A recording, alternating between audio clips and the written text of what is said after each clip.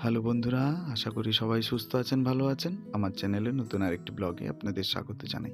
বন্ধুরা, দেখতেই পাচ্ছেন শীতের রাত, তার উপরে লুচি তৈরি চলছে। এখানে অ্যাকচুয়ালি লুচি বেলা চলছে। পাশে আপনাদের দেখাবো এখানে আমাদের উনুনে সিমুই ভাজা চলছে। আরেকটা উনুনে দেখাবো আপনাদের লুচি, ওখানেও ভাজা চলছে। এই দেখুন এখানে গরম গরম লুচি ভাজা চলছে।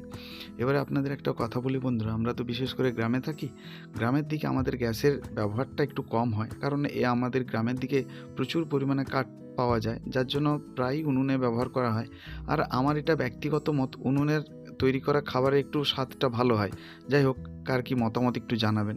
এবারে স্পেশাল দিনটা কি সেটা আপনাদের বলি। আজকে বাড়িতে বৌদির জন্মদিন। এবার একটা মেয়ে যখন বিয়ে হয়ে বাপের বাড়ি থেকে শ্বশুর বাড়িতে আসে, সে তার স্পেশাল দিনগুলো অ্যাকচুয়ালি ভুলতে বসে।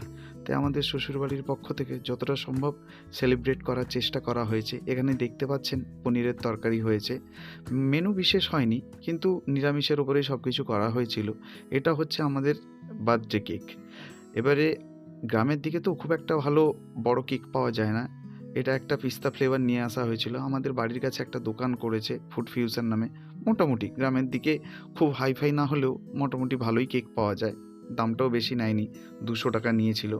আপনাদের ওইদিকে এই কেকগুলো রেট কেমন জানাবেন। মেনু ছিল লুচি, সিমুই, কেক আর পনিরের তরকারি। এটা আমাকে সাজাতে দিয়েছিল, তাই এই বিশ্রীভাবে সাজানো হয়েছে। ভিডিওটা কেমন লাগলো